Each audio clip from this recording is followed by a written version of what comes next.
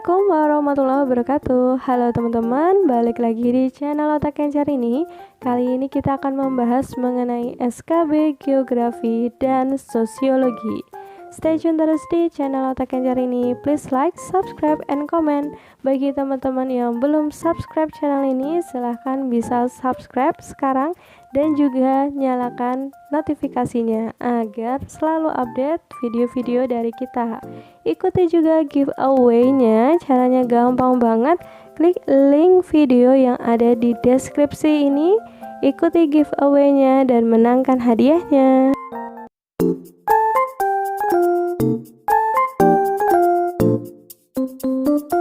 Soal nomor 1 mengenai batuan.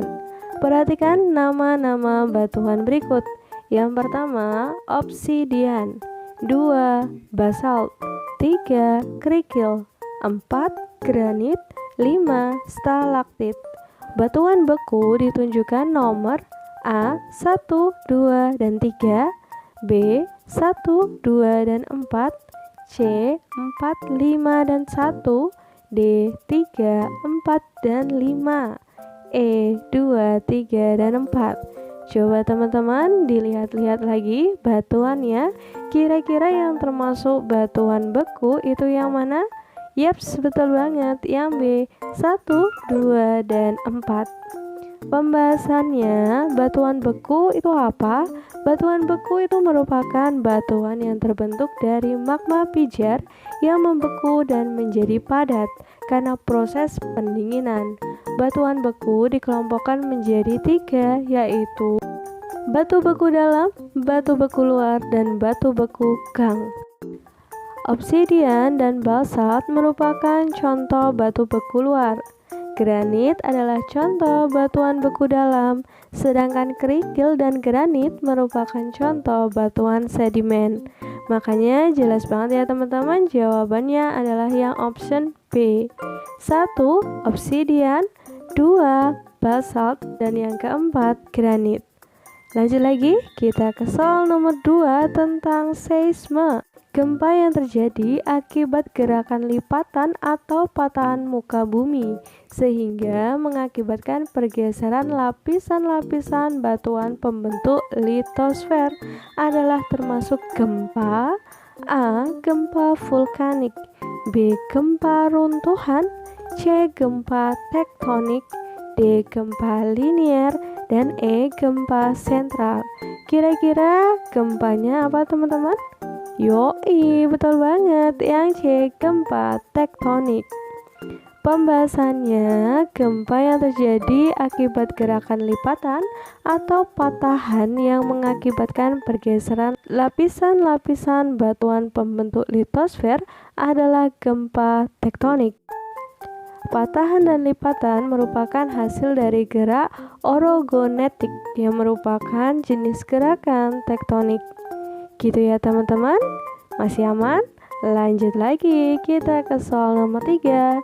Menyusupnya magma ke dalam lapisan litosfer yang berbentuk padat dan keras tetapi tidak mencapai permukaan bumi adalah A. Intrusi magma, B. Ekstrusi magma, C. Erupsi efusif, D. Eksplosif, E. Viskositas. Kira-kira yang mana teman-teman jawaban yang paling tepat? Yaps, betul banget, yang A. Intrusi magma. Stay tune terus di channel Otak Kencar ini. Please like, subscribe, and comment.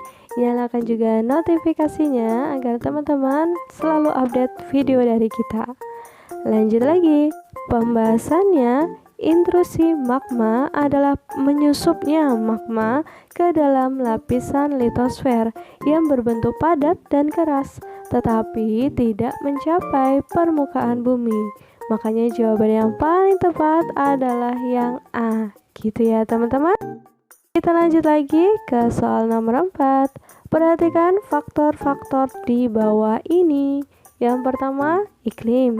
2. Organisme. 3. Topografi. 4. Solum. 5. Tekstur batuan. Faktor-faktor pembentuk tanah adalah A. 1, 3, dan 5, B. 2, 4, dan 5, C. 1, 2, dan 3, D. 1, 4, dan 5, E. 1, 2, dan 4. Coba dilihat dulu teman-teman, faktornya mana sih yang termasuk pembentuk tanah? Betul banget, yang C. 1, 2, dan 3. Pembahasannya, faktor-faktor pembentuk tanah adalah iklim, organisme, topografi, bahan induk, dan waktu. Iklim yang mempengaruhi proses pembentukan tanah, terutama unsur suhu dan curah. Iklim yang mempengaruhi proses pembentukan tanah itu terutama unsur suhu dan curah hujan. Organisme sangat berpengaruh untuk proses pembentukan tanah. Salah satunya membantu proses pembentukan humus. Keadaan relief suatu daerah akan mempengaruhi tebal atau tipisnya lapisan dari tanah. Makanya jawaban yang paling tepat yang nomor 1, iklim, terus 2, organisme, dan yang ketiga, topografi. Option C. Yuk ikuti giveaway dari Otak Kencer ini. Caranya mudah banget. Bisa teman-teman klik di bagian deskripsi ini, udah ada linknya. Tonton videonya dan menangkan juga hadiah-hadiahnya karena cukup menarik. Caranya pun gampang banget. Oke? Kita di soal yang terakhir teman-teman untuk yang SKB Geografi ini. Nadia dan keluarganya berlibur ke Islandia. Pada malam hari, Nadia dan keluarganya melihat fenomena terlihat seperti pita cahaya warna-warni yang terdapat di langit. Nama fenomena dan penyebab terjadinya fenomena tersebut adalah A. Aurora, karena interaksi antara gelombang elektromagnetik, B. Fata Morgana, karena pembiasan cahaya melalui kepadatan yang berbeda, C. Halo, karena pembiasan sinar bulan oleh kristal es, D. Fata Morgana, karena ilusi karena suhu yang panas, E. Halo, karena tingginya konsentrasi awan sirocumulus. Kira-kira fenomena di Islandia itu termasuk apa sih? Yaps, betul banget. Yang A, aurora itu karena interaksi antara gelombang elektromagnetik. Pembahasannya, aurora adalah pita cahaya warna-warni yang terdapat di langit kutub utara dan kutub selatan. Fenomena ini terjadi karena interaksi antara gelombang elektromagnetik matahari dan medan magnet bumi. Aurora terjadi di kutub disebabkan karena kutub magnet bumi juga berada dekat dengan kutub geografis. Kutub utara magnet bumi terletak di dekat bumi, serta juga sebaliknya. Dengan demikian, partikel bermuatan yang memasuki atmosfer bumi tersebut akan bergerak dalam lintasan spiral menuju kutub-kutub magnet bumi. Gitu ya teman-teman. Makanya jawaban yang paling tepat yang A, aurora, karena interaksi antara gelombang elektromagnetik.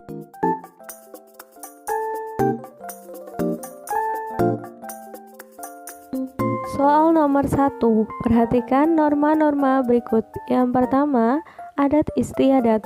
2, cara. 3, kebiasaan. 4, tata kelakuan. Urutan tingkat norma tersebut berdasarkan norma yang memiliki daya ikat yang lemah hingga yang paling kuat adalah A. 1, 3, 2, dan 4, B. 3, 2, 4, dan 1, C. 2, 4, 3, dan 1, D. 4, 2, 1, dan 3, E. 2, 3, 4, dan 1. Kira-kira urutannya mana teman-teman? Dari yang lemah ya ke yang kuat? Yaps, betul banget. Yang E. 2, 3, 4, dan 1. Pembahasannya berdasarkan tingkatan norma itu diurutin ya. Dari yang paling lemah hingga yang paling kuat. Jenis norma itu bisa dibagi sebagai berikut. Yang pertama, cara. 2. Kebiasaan, 3. Tata kelakuan, dan 4. Adat istiadat. Makanya jawaban yang paling tepat adalah yang option E teman-teman, 2, 3, 4, dan 1. Oke ya, masih gampang banget. Kita coba lagi ke metode penelitian sosial. Soal nomor 2. Diko melakukan penelitian dengan judul Pengaruh Pola Asuh Orang Tua Terhadap Motivasi Belajar Siswa, menggunakan indikator-indikator yang diturunkan dari sebuah teori yang sesuai dengan penelitian tersebut. Selanjutnya, indikator diturunkan ke dalam pertanyaan-pertanyaan yang kemudian akan dijawab oleh responden. Jenis penelitian Diko tersebut termasuk dalam penelitian A. Aplikatif, B. Induktif, C. Deduktif, D. Kuantitatif, E. Kualitatif. Kira-kira yang mana teman-teman jawaban yang paling tepat untuk jenis penelitian yang dilakukan oleh Diko ini? Betul banget, yang D, kuantitatif. Pembahasannya berdasarkan data yang dikumpulkan,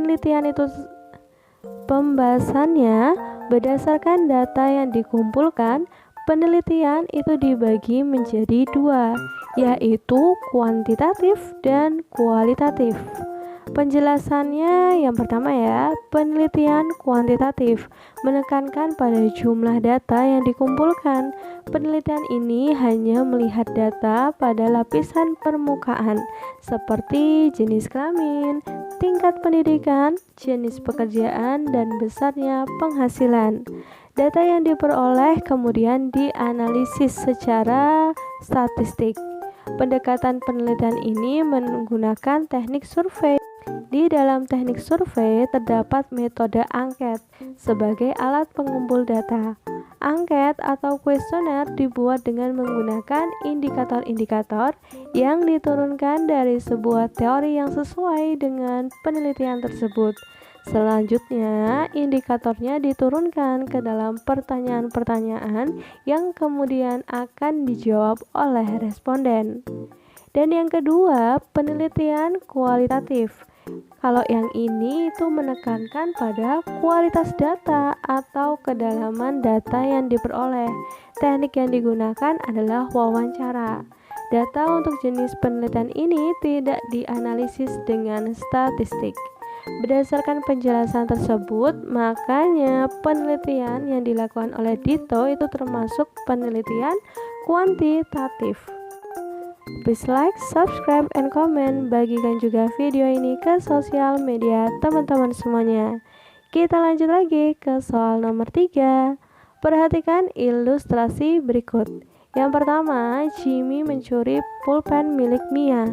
2. Pak Riga tidak ikut serta dalam gotong royong karena sedang malas. Waduh. Yang ketiga, Falih bermain gitar di saat pelajaran musik. Yang keempat, Pak Dedi selaku sekretaris RW mengemukakan pendapat saat rapat RW. Kelima, Dinar memakai sandal jepit saat menghadiri upacara pernikahan sepupunya.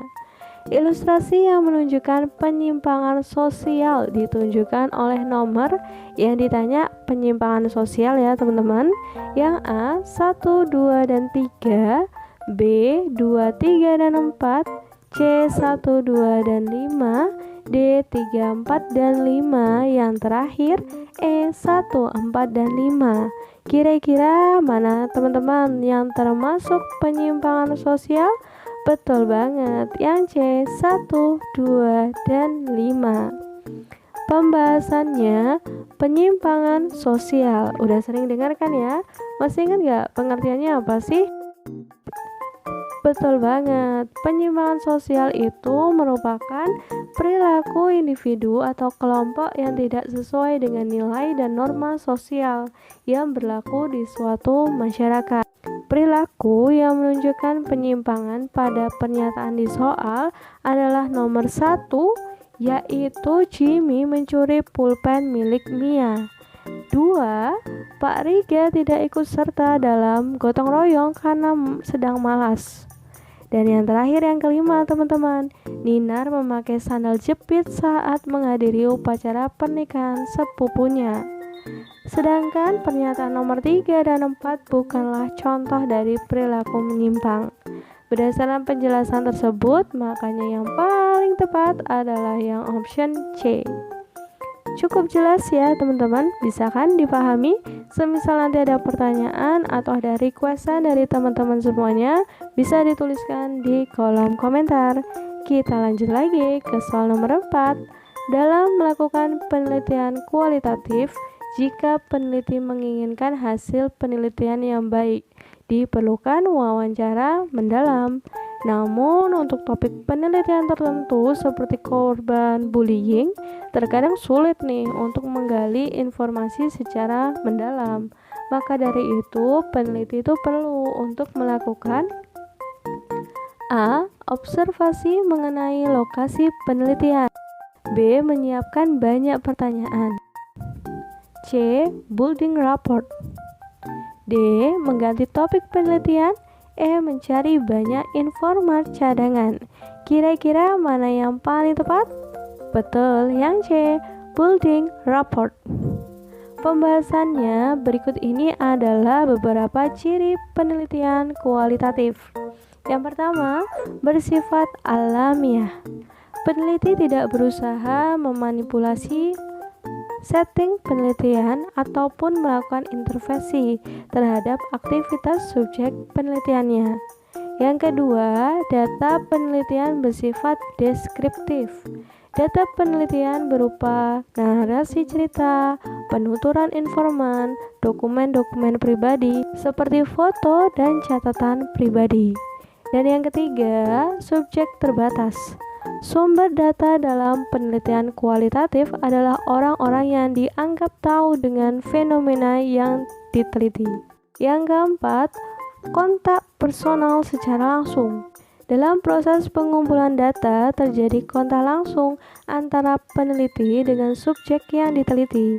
Kontak personal dengan subjek penelitian bertujuan untuk membangun hubungan kedekatan, sehingga subjek penelitian tidak ragu-ragu atau malu-malu dalam mengungkapkan informasi, serta meminimalisasi terjadinya kebohongan dalam mengungkapkan informasi, khususnya pada data atau informasi yang bersifat pribadi dan sensitif. Dalam penelitian kualitatif, hal ini disebut sebagai building rapport atau membangun kedekatan hubungan. Kelima, ini yang terakhir, ada namanya analisis data yang dilakukan secara induktif.